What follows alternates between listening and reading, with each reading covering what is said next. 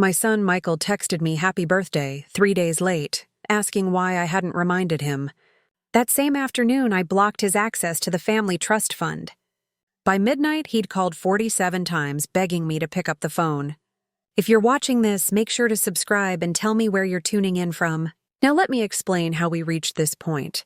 Because the devil is in the details. And trust me, this devil bites hard.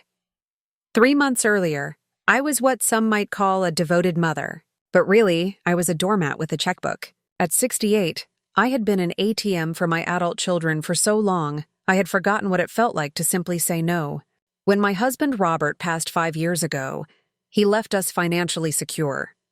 Secure enough for Michael and his wife Nora to buy their dream home in Westchester, cover their kids' private school tuition, and fuel Nora's endless shopping sprees.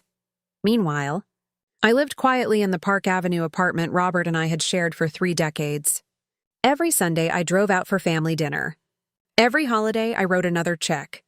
Every birthday, wedding, or graduation, I opened my purse without hesitation. I thought it was generosity. In truth, it was foolishness. The warning signs had been there for months. Michael only called when he needed something. Nora hardly made eye contact, too busy scrolling on her phone or managing contractors for yet another renovation. Even my grandchildren, Emma and Jake, 12 and 14, were polite but distant, treating me like an obligation instead of family. But I ignored it. I believed in family loyalty. I thought love meant sacrifice. I told myself if I just gave enough, they'd appreciate me. What a fool I was. The day before my birthday, I went shopping for ingredients to bake Michael's favorite chocolate cake, the same one I'd made every year since he was 5. My arthritic hands struggled with the mixing bowl, but I was determined to create something that showed him how deeply his mother still loved him. That morning, I texted him a simple message. "Cake's ready whenever you want to stop by." No response. I waited all day. Every time a car passed, I peeked through the curtains, hoping it was his silver BMW. Every time my phone buzzed, my heart jumped, thinking he was calling to apologize. But the hours slipped away. Morning turned to afternoon, afternoon into night, and night into another sleepless stretch of silence. The cake sat untouched on my counter for 3 days, growing stale, just like my hope. On the 4th day, I threw it out, fighting back tears as I scraped Robert's favorite recipe into the sink. That's when the truth hit me like a freight train. My own son had completely forgotten my birthday. Not delayed, not postponed, forgotten. For decades, I had put everyone else's needs before mine. When Michael divorced his first wife, I paid for his legal fees. When he remarried Nora, I funded their honeymoon in Italy. When they couldn't cover their down payment, I wrote a $200,000 check without hesitation. And this? Silence on the one day that should have mattered most. Then, as I poured myself a second cup of coffee, my phone finally buzzed. Michael's name flashed across the screen, and for a foolish moment, my heart leapt with hope. His message read, "Hey Mom, happy birthday. Sorry it's a few days late. You should have reminded me." Reminded him, as if it were my job to ensure my own child remembered the day I brought him into this world. I stared at that message for 10 long minutes, reading it over and over, feeling something cold and heavy settle inside me where warmth used to live. Reminded him like I was some casual acquaintance, not the woman who carried him for 9 months, who paced the floor through colicky nights, who worked 2 jobs to pay for his college education. My fingers hovered over the keyboard. The old Dorothy would have typed back something sweet, something forgiving. "Oh, don't worry about it, sweetheart. These things happen." The old Dorothy would have made excuses for him, maybe even invited him over for dinner to smooth things over. But that Dorothy died somewhere between throwing away that stale birthday cake and reading his pathetic excuse for an apology. Instead, I called my lawyer. James Richardson had been our family attorney for 15 years. "Dorothy," he said warmly, "what can I do for you today?" "I need to make some changes to the family trust," I replied, my voice steadier than I expected. "How quickly can you restructure the distributions?" There was a pause. James knew all about the monthly payments to Michael's family. He'd helped set up the automatic transfers when Robert passed. May I ask what brought this on? He said carefully. I almost laughed. What brought this on? 20 years of being taken for granted. A birthday forgotten like yesterday's junk mail. A text message that reduced me to an afterthought. Let's just say I've had a change of perspective about family obligations. James worked faster than I imagined. By Tuesday afternoon, every automatic payment to Michael's accounts had been suspended. No more deposits to cover their mortgage, car loans, or Nora's credit cards. I didn't tell them. Why should I? They'd never asked where the money came from, never questioned whether I could keep funding their lifestyle, never once said, "Thank you for bankrolling our dream." So I waited. And honestly, the waiting felt good.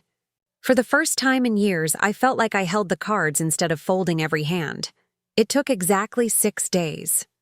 I was sitting in my favorite armchair, sipping tea, enjoying the rare silence of my own company when my phone lit up. Michael's name, I let it ring. He called again. And again. By the 4th call, I found myself smiling. Where was this urgency when it came to remembering my birthday? The 5th call came with a text. Mom, please pick up. There's been some kind of mistake with the bank. A mistake? That's what he called it. When the gravy train finally screeched to a halt, I poured myself a glass of wine and leaned back. Let him sweat. Lord knows I'd spent enough years sweating, wondering if I was giving enough, doing enough, being enough, for children who couldn't even remember the day I was born. The calls kept coming. 7, 8, 9, each one more frantic than the last. By bedtime, Michael had called 23 times. Nora had called 6. Together, they left 14 voicemails. The first few were confused. Mom, I think there's a banking error. Can you call me back? By the 7th, confusion turned to worry. Mom, please, the mortgage payment bounced. We need to sort this out. By the 12th, worry became panic. Nora's clipped voice. Dorothy, this is Nora. We need to talk right now. And the last voicemail, left at 11:47 p.m., was pure desperation. Michael's voice cracked with exhaustion. Mom, I know you're upset about the birthday thing. I'm sorry, okay? But this isn't funny anymore. Please call me back. We need that money. We need that money. Not we miss you. Not we love you. Not are you okay? Just, we need that money. Perfect. After all these years, he had finally told me the truth about what I meant to them. I switched off my phone and slept better than I had in months. The next morning brought something new, the sound of fists pounding on my apartment door at 7:30 a.m. I didn't rush. I took my time getting dressed, pulling on a soft sweater and fastening my favorite pearls. If Michael and Nora wanted to confront me, I would look every inch the woman in control.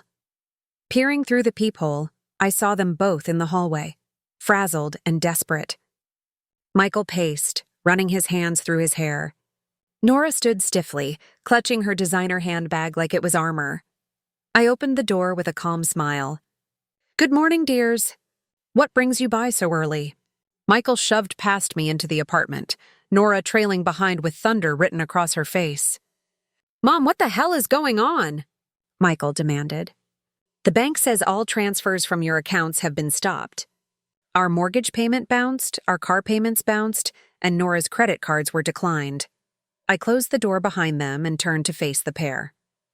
They looked panicked, overwhelmed, like children who had just discovered the world didn't revolve around them. Would you like some coffee? I asked pleasantly. We don't want coffee, Nora snapped. We want to know why you cut off our money without warning.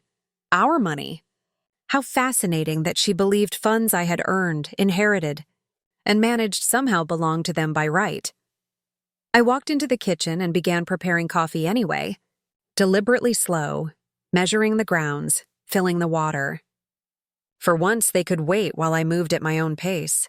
I've been doing some thinking, I said conversationally, about family dynamics, financial responsibility, basic human courtesy. You know, things like remembering important dates. Michael shifted uncomfortably. Mom, if this is about your birthday... Oh, it's about so much more than that, I cut in, turning to face them. Your birthday oversight was just the final straw. Do you know how long it's been since either of you asked me how I'm doing? How I'm feeling? Whether I need anything? Blank stares. I'll tell you, I continued. 14 months.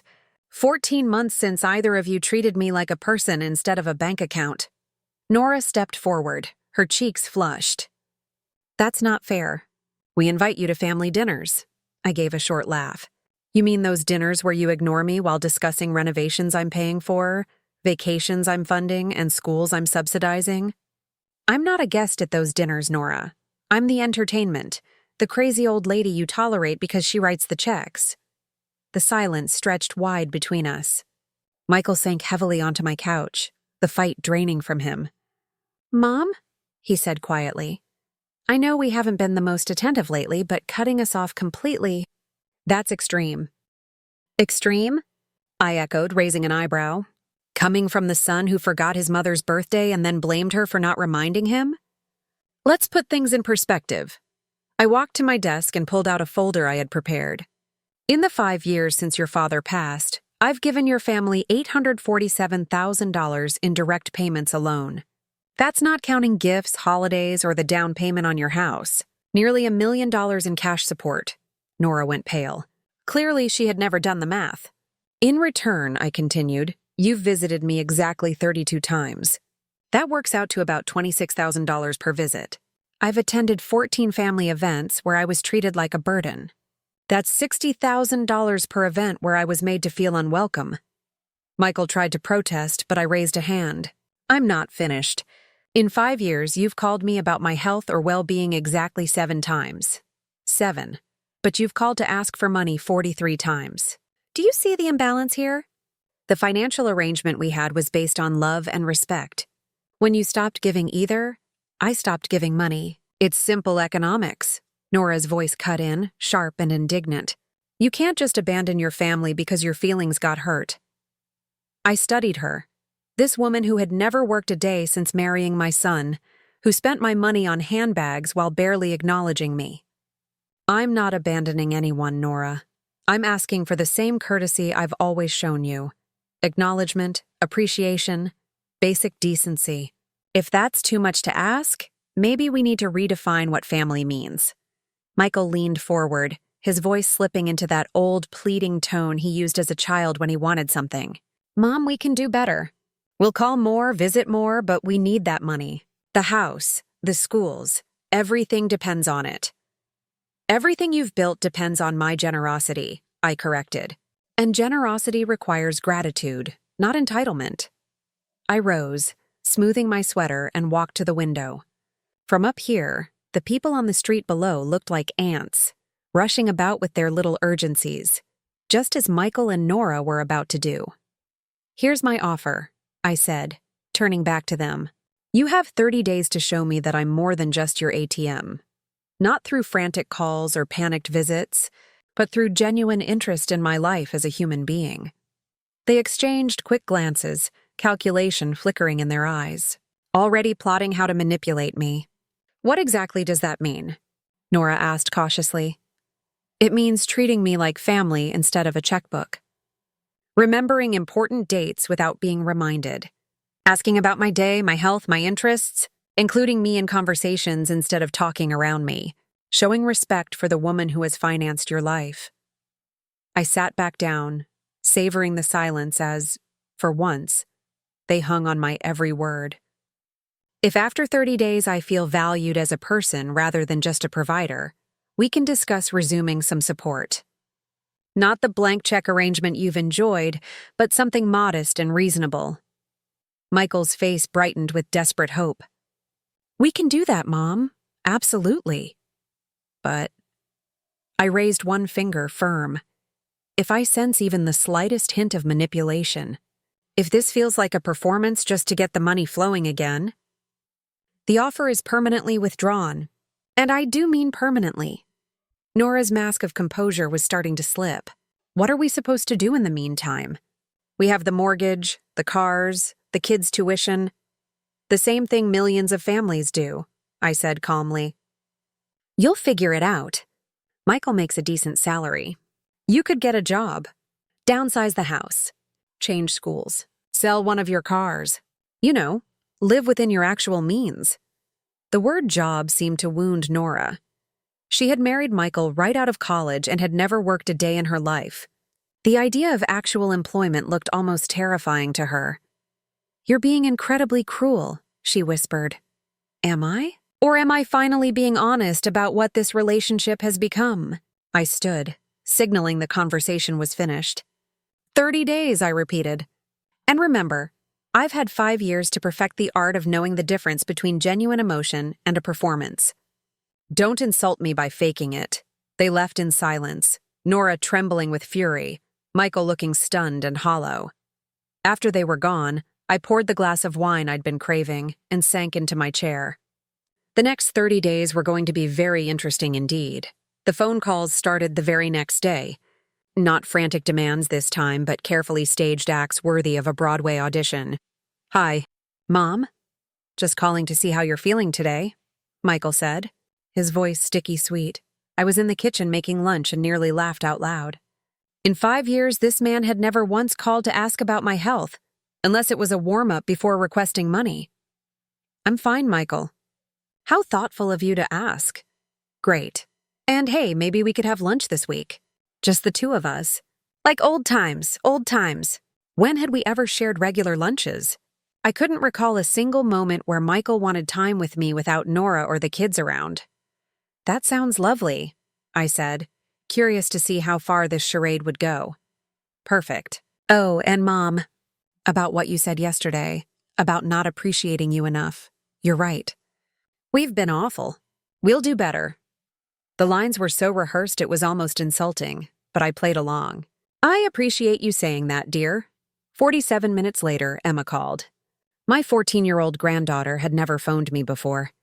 Our interactions were usually limited to polite replies at family dinners. "Hi, Grandma Dorothy. I just wanted to tell you about my day at school." The words sounded stiff, like she was reading from a script. Poor child. Clearly, her parents had coached her. That's wonderful. "Emma, tell me all about it." She launched into a cheerful monologue about her classes. Her teachers, her friends, everything amazing and perfect. Her voice straining to sound enthusiastic. It broke my heart. Not because she was lying, but because the effort revealed how little we truly knew each other. Her parents had turned their own daughter into a pawn. When she finished, I said softly, "Emma, sweetheart, you don't have to do this." "Do what, Grandma?" "Pretend you want to talk just because your parents told you to call." Silence. Then her voice grew smaller, more real. "Dad said you were mad at us. That maybe you wouldn't be our grandma anymore if we didn't try harder. Those cowards. They'd frightened their own child to manipulate me." Emma listened to me carefully. "I will always be your grandmother, no matter what happens between me and your parents. That will never change. Do you understand?" "Yes, Grandma." "Good. Now, do you actually want to talk to me? Or would you rather go do whatever 14-year-olds do when they're not being forced to call?" She giggled, and for the first time she sounded like herself. "Can I go? I have homework." "Of course, sweetheart. I love you." "Love you too, Grandma." And just like that, the manipulation had begun. By day 5, it wasn't phone calls anymore. It was flowers. An enormous arrangement of white roses and lilies showed up at my door with a card that read, "Thinking of you always. Love, Michael and Nora." I stared at them. They had never once sent me flowers. Not for my birthday, not for Mother's Day, not even when Robert died. But now, suddenly, when they needed my money, they found $200 for an extravagant display. I put the flowers on my dining room table and waited for the follow-up call. It came within the hour. "Hi, Mom, did you get our little surprise?" Nora's voice was artificially bright. "They're lovely." "Thank you," I said. "Oh, I just wanted you to know how much we appreciate everything you've done for us over the years.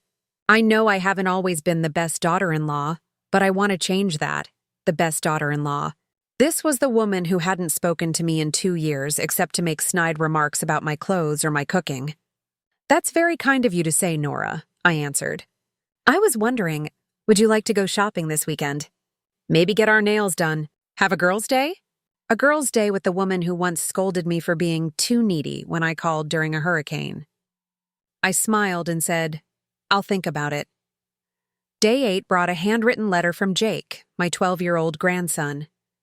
His usually messy handwriting was surprisingly neat, like someone had forced multiple drafts.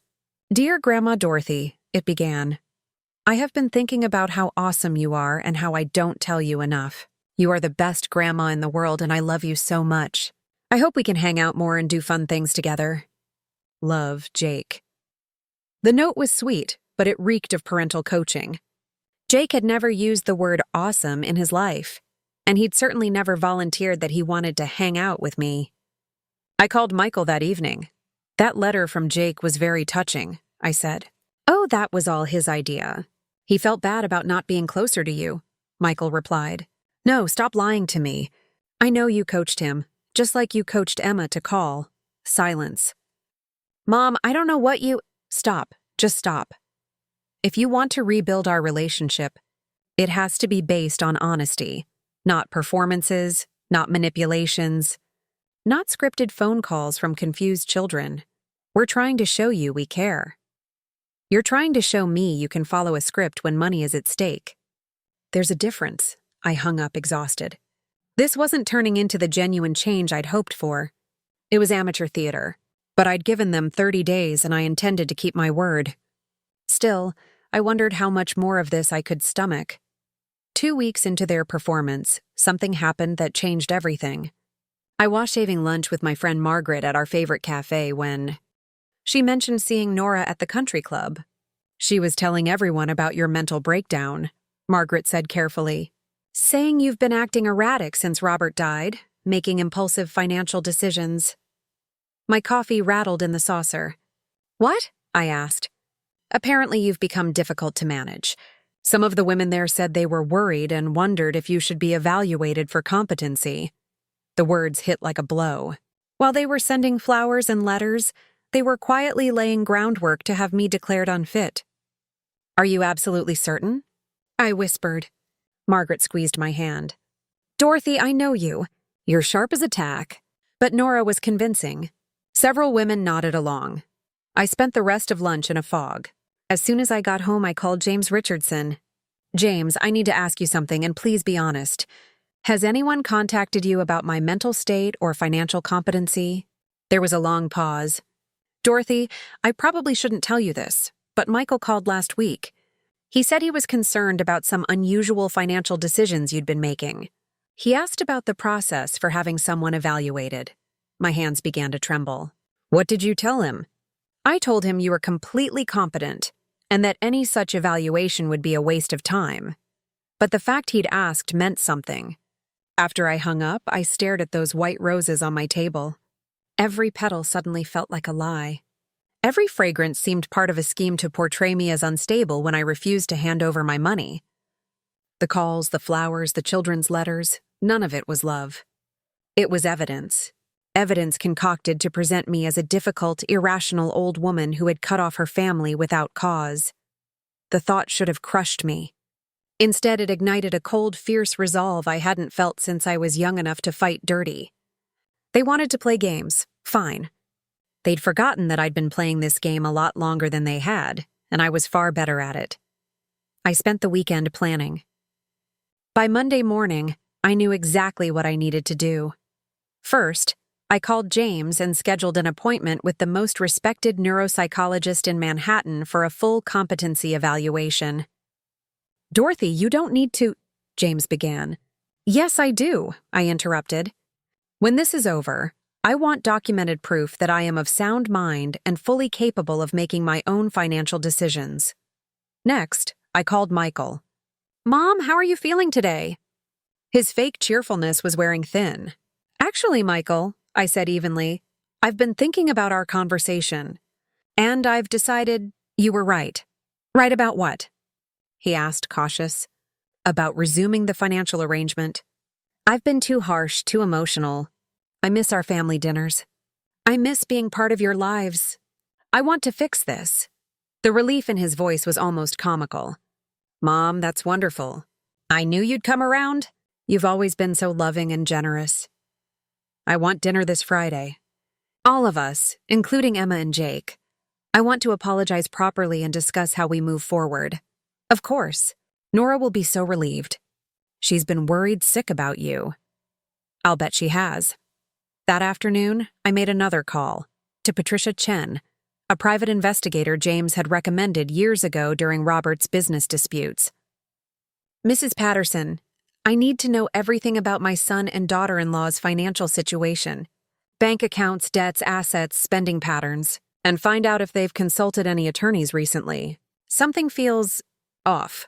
Patricia already had background files, so by Thursday morning she sent me an updated report. It was worse than I'd imagined. Michael and Nora were drowning. Beyond the expenses I'd been covering, they had racked up massive credit card debt. Nora's shopping addiction was worse than I realized. They owed money on both cars, had taken out a second mortgage, and were even behind on Jake's tuition payments. But the most alarming discovery was a hidden bank account. For 2 years, they'd been depositing and immediately withdrawing large sums of my money. Why move it unless they were planning something? The answer came in the form of legal documents Patricia uncovered, plans drafted with a lawyer to establish guardianship over my assets. It had started right after Robert's funeral, when I was vulnerable and handing out large financial gifts to dull the grief. They had been planning this for 5 years. The distance, the demands, the casual cruelty, all of it had been part of a pattern. They wanted me to appear like a generous but unstable widow who needed protection from her own poor judgment. I had thought I was teaching them a lesson about respect. In truth, they had been building a case against me. Friday dinner was going to be very interesting indeed. That evening, I sat at the head of Michael and Nora's dining table, watching them perform their greatest act of fake affection. They'd gone all out, good china, candles, the works. Emma and Jake seemed genuinely happy to see me, and that at least warmed my heart. "Mom, you look wonderful," Nora gushed, her smile as brittle as glass. "That dress is so flattering." I almost laughed. It was the same black dress I'd worn to Robert's funeral, the same one she'd complimented back then when she was still pretending to like me. "Thank you, dear. You look lovely as always," I replied smoothly. Michael raised his glass. "I want to toast to family, to forgiveness, and to Mom for being the most generous, loving woman we know. To Grandma." Emma and Jake chorused, their enthusiasm genuine enough to make my heart ache. We made it through the appetizers and main course with their performance in full swing. They asked about my health, my hobbies, my holiday plans. They laughed at my stories, admired my jewelry, and treated me like the beloved matriarch they'd never actually considered me to be. It was masterful. Almost convincing. If I hadn't known the truth, I might have believed it. After dessert, I stood. "I have something I'd like to say to all of you." Michael and Nora leaned forward, expecting a tearful apology followed by promises of financial rescue. "These past 2 weeks have been enlightening," I began. "Michael, your sudden interest in my daily health has been touching. Nora, your invitation to go shopping was thoughtful. And children, your letters and calls have meant the world to me. They were practically glowing with anticipation. It's made me realize how much I've been missing, how important it is to be truly involved in each other's lives." Michael nodded eagerly. "Exactly. That's exactly what you've been trying to show me," I said, folding my hands. "Which is why I'm taking a much more active role in managing our affairs. I met with James Richardson yesterday to review the family trust documents." Nora's smile faltered. "I also had a complete psychological evaluation, just to be certain I'm making sound decisions." I let the words hang a moment. "A clean bill of mental health," I added. Michael's face went white. "And I hired a private investigator," I continued, calm as a judge. "A very thorough financial review." The silence that followed was deafening. I reached into my purse and set Patricia's report on the table between us. "Did you know it's illegal to establish financial guardianship through fraud?" I asked. "James was very concerned when he reviewed your planning documents." Nora sprang to her feet, her chair screeching across the floor. Michael stammered. "Mom, you don't understand." "I understand perfectly," I said, voice steady. I found 5 years' worth of evidence that you've been quietly building a case to have me declared incompetent so you could control my assets. A secret bank account where my money was routed, guardianship paperwork drafted with a lawyer, witnesses groomed to testify about my erratic behavior. Michael's voice dropped to a whisper. It's not what it looks like. It looks like fraud. It looks like elder abuse. It looks like two people who decided it was easier to steal from me than to earn their own living. Emma and Jake watched their parents with wide, horrified eyes. Here's what happens next, I said, each word measured. You will pack up and move out of that house by the end of the month, the house I bought, which I can reclaim. You will find real jobs and begin to live within your means. And if either of you attempts to contact me again to manipulate or threaten me, I will press criminal charges. James says we have more than enough evidence. I walked to the door, then turned for one last thing. Oh, and I'm changing my will. The entire estate goes to charity. I smiled, but it was cold. Congratulations, Michael. Your greed has just cost you $47 million. The same $47 million you hope to capture through fraudulent guardianship. The drive home felt peaceful. For the first time in years, I felt free. Some lessons are costly, but watching my son learn that respect is not optional. Well, that was worth every penny. Thanks for listening. Don't forget to subscribe, and please share your story in the comments. Your voice matters.